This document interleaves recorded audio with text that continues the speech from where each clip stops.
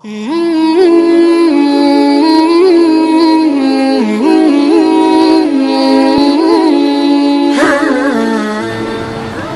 dan salam kita sampaikan kepada junjungan kita Nabi Muhammad SAW.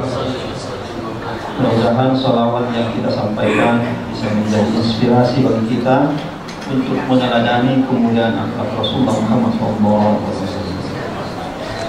Hadirin dan hadirat jamaah tarawih yang Allah Subhanahu wa taala. Di kesempatan ini kita akan sedikit membahas tentang jihad yang dihubungkan dengan puasa. Kalau kita dengar jihad, maka mungkin kita pernah mendengar bahwa jihad itu ada yang membaginya menjadi dua. Ada jihad besar, ada jihad kecil. Bahasa Arabnya itu jihad akbar dan jihad asghar. Barangkali pendapat ini muncul dari salah satu kalimat yang diduga atau dianggap berasal dari Rasulullah Muhammad SAW yang berbunyi raja'na min jihadil asghar ila jihadil akbar. Jadi konon pernah Rasulullah SAW bersabda seperti itu, kita kembali dari jihad kecil menuju jihad besar. Ceritanya di sepulang dari sebuah perang besar, Rasulullah berkata bahwa kita kembali dari jihad kecil. Perang itu adalah jihad kecil dan kita menuju kepada jihad besar, yaitu puasa pada bulan Ramadan. Tetapi hadis ini banyak diduga oleh para ulama sebagai hadis dhaif. Dhaif artinya hadis yang diduga kuat tidak berasal dari Nabi Muhammad SAW, mungkin berasal dari ulama-ulama. Tetapi karena sudah menyebar, maka terbagilah jihad itu menjadi jihad besar dan jihad kecil. Lalu ada juga pembagian jihad menjadi dua yang lain, yaitu jihad lahir dan jihad batin. Nah, pembagian jihad lahir dan jihad batin ini mirip tetapi tidak terlalu mirip dengan jihad besar dan jihad kecil. Istilah jihad batin dan jihad lahir ini diungkapkan oleh Syekh Abdul Qadir Jailani di dalam kitabnya yang bernama Al-Fathur Rabbani. Di dalam kitab itu beliau menyebutkan bahwa jihad itu ada dua macam, yaitu jihad lahir dan jihad batin. Nah, seperti apa jihad lahir itu? Di dalam kitab itu juga disebutkan bahwa contohnya jihad lahir adalah perang. Misalnya perang melawan kaum kafir. Beliau mencontohkan perang dengan melawan kaum kafir itu dengan berjuang memakai tombak, memakai panah, memakai pedang. Tentu contoh yang disampaikan oleh Abdul Qadir Jailani adalah contoh yang khas pada masanya. Karena saya kira tidak ada lagi orang yang berperang dengan pedang, tombak, panah, kecuali anak-anak tawuran. Itu biasanya pakai tombak atau panah. Tapi kalau perang tidak, sudah memakai granat atau bahkan peluru kendali jauh. Tapi yang pasti Syekh Abdul Qadir Jailani mencoba menjelaskan apa itu jihad lahir. Kemudian apa itu jihad batin? Syekh Abdul Qadir Jailani dalam kitabnya itu juga menjelaskan bahwa yang disebut jihad batin itu contohnya adalah jihad melawan hawa nafsu. Itu jihad batin menurut beliau. Atau jihad meninggalkan kebiasaan buruk yang sudah lama kita nikmati. Itu juga adalah jihad batin. Kemudian bertaubat dari segala maksiat dan dosa-dosa. Itu juga adalah contoh jihad batin. Lalu di dalam kitab itu beliau tanya sendiri, lalu mana yang lebih berat antara jihad batin dan jihad lahir? Nah, pertanyaan itu ditanyakan oleh beliau, dijawab sendiri juga oleh beliau. Kata beliau, jihad yang berat adalah jihad batin. Lebih berat jihad batin daripada jihad lahir. Nah, karena beliau seorang ilmuwan, maka sebuah argumen, sebuah pernyataan beliau harus sampaikan alasannya kenapa lebih berat jihad batin daripada jihad lahir. Beliau berkata bahwa jihad batin lebih berat karena pertama, ada dua alasan. Pertama adalah jihad batin itu berlangsung terus menerus. berbeda dengan jihad lahir. Kalau jihad lahir contohnya perang tadi, maka perang itu tidak terus menerus. Ada satu waktu perang, ada satu waktu tidak perang. Kalau contoh pada zaman Rasulullah Muhammad SAW, yang berperang itu sesungguhnya bukan prajurit, mereka petani Makkah, di Madinah maaf, itu kan ada banyak masyarakat petani. Nah, kalau lagi tidak perang, mereka bertani. Tapi ada serangan musuh dari luar, mereka jadi tentara. Habis perang, mereka lagi jadi petani. Itu maksudnya perang lahir atau jihad lahir tidak terus menerus. Sedangkan jihad batin menurut Syekh Abdul Qadir Jailani itu berlangsung terus menerus. Setiap detik dalam kehidupan kita selalu berjihad batin. Contoh sederhana misalnya, biasanya di bulan Ramadan kita rajin sholat jamaah subuh. Setelah pulang dari jamaah subuh, kita berhubungan dengan teman-teman kita. Tengah jalan berpapasan dengan rombongan lain. Sepertinya rombongan yang lain itu tidak habis sholat jamaah subuh. Mereka mungkin dari tempat lain. Muncullah dalam hati kita, saya lebih hebat dari dia.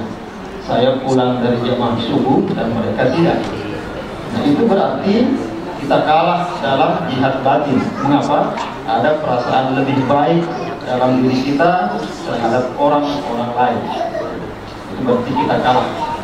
Begitu pula kalau ada kotak amal lewat, kita isi, habis kita isi muncul dalam hati, wah hebat banget saya bisa menyisihkan sebagian harta saya ke dalam kotak amal. Nah, itu juga berarti kita kalah dalam jihad batin. Dan itu yang disebut oleh Syekh Abdul Qadir Jailani bahwa jihad batin itu berlangsung terus menerus, sedangkan jihad lahir tidak. Lalu apa alasan yang kedua? Mengapa disebut jihad batin lebih berat? Karena salah satu makna jihad batin bagi Abdul Qadir Jailani adalah melepaskan diri dari kenikmatan atau dari kekuasaan yang dinikmati lama, dan kekuasaan itu sesungguhnya adalah maksiat. Contohnya misalnya ada seorang yang menguasai harta benda milik orang lain. Biasanya misalnya dalam satu keluarga ada 5 bersaudara. Salah satu di antara saudara itu menguasai harta milik bersama yang seharusnya dia bagi kepada kakak-kakaknya atau dia bagi kepada adik-adiknya. Karena sudah semikian lama dia kuasai, sangat berat bagi dia untuk melepaskan. Karena itu melepaskan itu disebut jihad batin, dan itu sangat berat. Lalu bagaimana hubungannya dengan puasa? Sesungguhnya antara jihad batin dan jihad lahir adalah dua hal yang tidak bisa dipisahkan.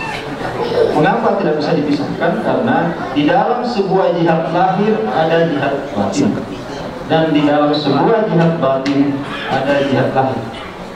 Kita contohkan lagi tentang perang tadi, ya. Perang misalnya orang tua kita dulu berperang melawan penjajah. Tampaknya perang itu adalah jihad lahir, tetapi sesungguhnya di dalam jihad lahir perang ada jihad batin yang tidak kalah hebatnya. Apa itu jihad batin di dalam perang?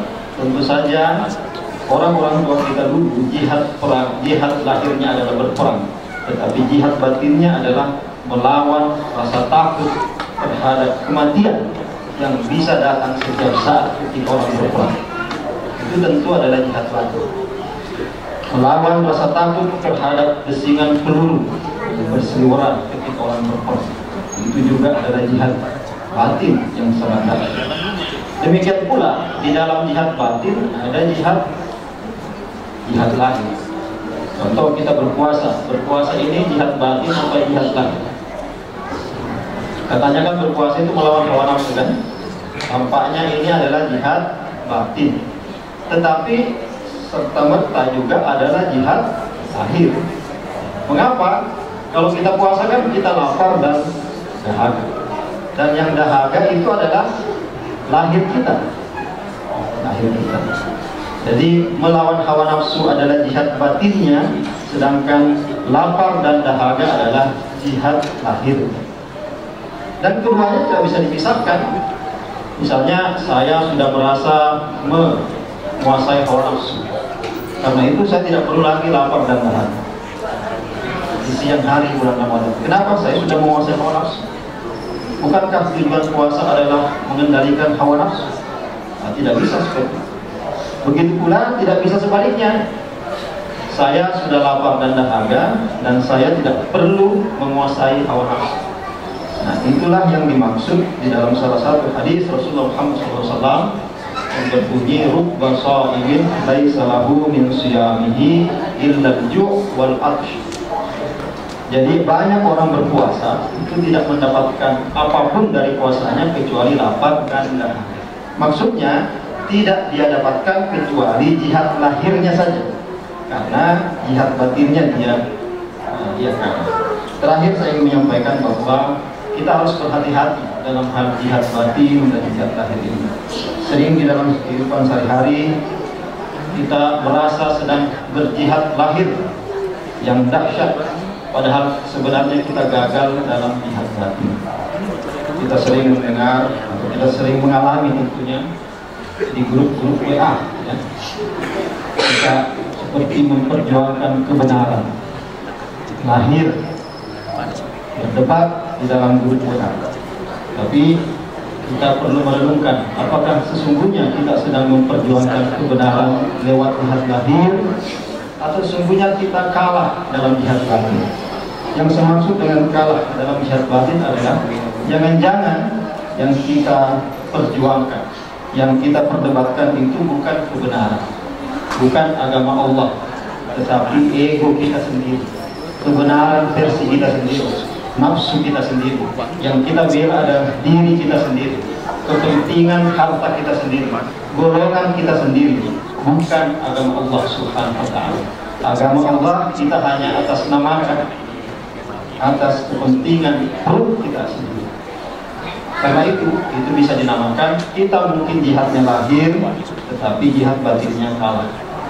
Sering juga terjadi, nanti saya diskusi kalau insya Allah kita diberi umur panjang, bertemu dengan hari Lebaran, kita takbir. Mengapa kita takbir? Karena kita merayakan kekalahan hawa nafsu kita. Karena itu kita bertakbir. Kenapa kita bertakbir membesarkan Allah Subhanahu wa ta'ala? Karena dengan bertakbir kita ingin mengatakan bahwa Allah lah yang besar, sedangkan nafsu kita sudah mati. Kita perangi selama 30 hari di bulan Ramadan. Tapi perlu kita renungkan, benarkah ketika kita bertakbir itu yang besar adalah Allah, yang jangan-jangan yang besar adalah diri kita sendiri, ego kita sendiri, yang membuat kita gagal dalam jihad batin, walaupun tampaknya kita berhasil dalam jihad lahir. Mudah-mudahan Allah Subhanahu wa ta'ala memberi petunjuk kepada kita agar kita berhasil memperjuangkan jihad lahir maupun jihad batin, terutama di dalam bulan Ramadan ini. Assalamualaikum warahmatullahi wabarakatuh.